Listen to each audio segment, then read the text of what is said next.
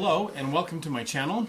I am talking to you about the string bass concerning the beginning warm-ups that I have written for a beginning string ensemble. And these are going to be the two scales at the bottom of that very first page. So scales, we really think of scales as a left-hand thing. We're working on our left hand and stuff. But to be honest with you, scales has a lot to do with your bow as well.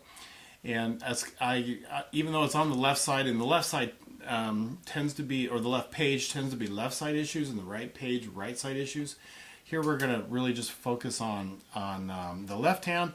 But I also wanted to talk to you about just making sure that you're making a really good sound, okay, and that you're working on making a good sound. Now, what you can do with that is put it in my show notes. The 3 ingredients for good sound, and that is the weight that you put into the bow, the speed, how much bow you use, and then the placement of the bow. And so that'll help remind you about just making really good sounds. One thing about a bass, when you're watching a violin or a viola player play, even a cellist, you're watching a fairly fast bow. But a couple things, your bow's not as long as theirs, and you have fatter strings that need a slower bow than that. So yes, of course you use full bows and you use big bows too. But the speed at which you play in terms of how much bow is actually a little bit less. And so always be aware of that when you're watching these other people play. All right, scales. You should know the scale pretty well. Another thing I want to put into the show notes is the is wiggle strings, sympathetic vibrations, because there's a couple of spots you really need to pay attention to. That A makes your open A wiggle, and then this high D will make your open D wiggle as well. E, by the way, also does. So if you're really in tune, you're going to have these spots that you're going to really want to listen for while you play. Just to always make sure that you're being in tune. Also, the way I do things, on shifts, I will show you the old finger and then dash new finger. So in the D major scale, the B is an old finger, 4th finger B. And then the dash 2 is going to be the shift to get you up to C sharp there. Okay?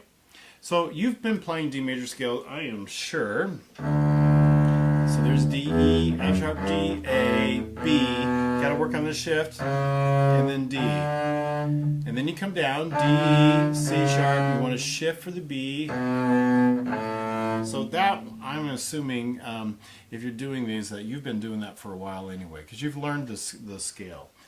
Maybe what you have not learned is the melodic minor. So a couple things about this. When you do auditions on a string instrument for just about any orchestra, even professionally, you're going to be asked to play scales. And the scales that you're going to play as a string player are melodic minor. And there are 3 kinds of minor, but melodic minor is the one that you're going to be using. And what does that mean? Well, if I take each note of a scale, and I'm going to call that a scale degree. D would be 1, in this case D. E would be 2, F would be 3, G would be 4, A would be 5. This has 6 B flat, and then 7 is going to be C, and then D. D is 8 or it's 1. It's just an octave higher than the open D. So I'm going to number them. We call those scale degrees. In melodic minor, when I am ascending, I tinker with the scale. I take the 6th, in this case, which is B flat, and I raise it a half step. So rather than B flat, I got to play B. And then I take the 7th scale degree, which is C, but rather than play C, I raise it a half step also and call it C sharp. So ascending is A, B natural, C sharp, and D. That is melodic minor. Ascending. But descending, I go back to natural. C natural. Okay, when I'm up there, it's going to be a 2nd finger C sharp, 4th finger D, but when I come down, I'm going to go to a 1st finger C. And then when I go to 1st position, I'm going to a 2nd finger B flat. Okay? So B, C sharp, D, C natural, B flat, A. That's a melodic minor scale. On the way down, you use natural minor. You use the key signature. And the way I like to explain natural minor is it's all natural. No additives, no tinkering, no messing with it. But melodic minor, I mess with it. The 6th and 7th scale degree. And by the way, harmonic minor, I mess with it. I change the 7th scale degree and raise it a half step, but both directions, ascending and descending.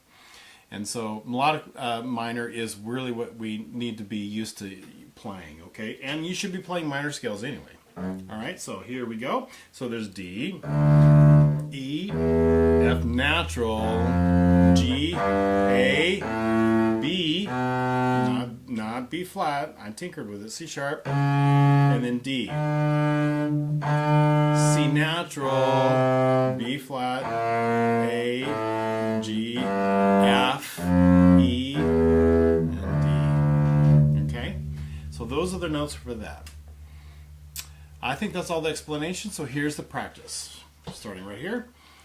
I'm going to do the D major and D minor back to back. Ready, go, and D.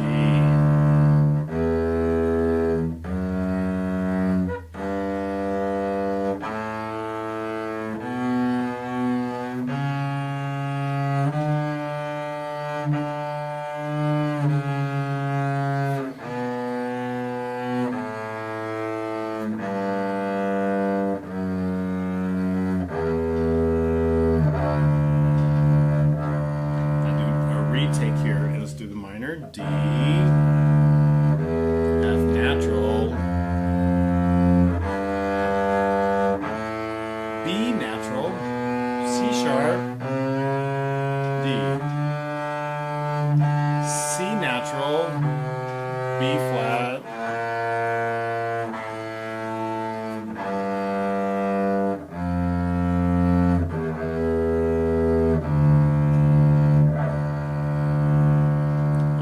scales, working on a really good sound and really understanding your notes and which fingers are where, okay? All right, very good. I will see you at the next video.